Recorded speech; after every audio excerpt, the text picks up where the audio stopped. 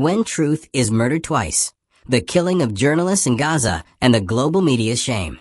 Through this article, we must explain a disturbing reality. How so many news outlets have reported the killing of a group of Palestinian journalists from Al Jazeera, not as a crime against press freedom, but as the elimination of so-called terrorists.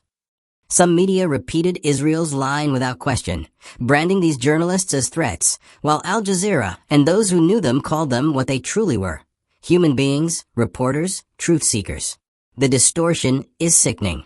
When journalists are assassinated for documenting a genocide, and then defamed as terrorists, they are murdered twice, first by bullets, then by lies.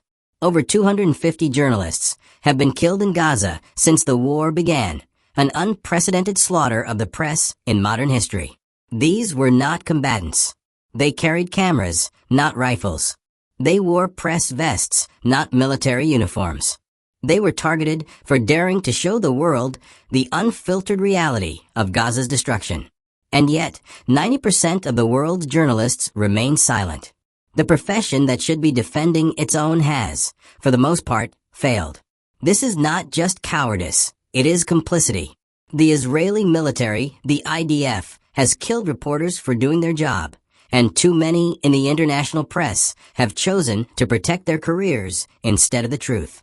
These martyrs deserve more than quiet condolences. They deserve that their colleagues, from New York to London, from Paris to Sydney, call this what it is: the deliberate assassination of journalists to silence the truth about a genocide. Every journalist who stays silent now is telling the world that some lives, some truths, and some deaths matter less than others. That is the very opposite of what journalism stands for. To the fallen truth-tellers of Gaza, your courage will not be erased. Long live your heroic truth. Long live the resilience of the people of Gaza, who continue to speak even when the world tries to silence them. History will remember who stood up and who chose to look away.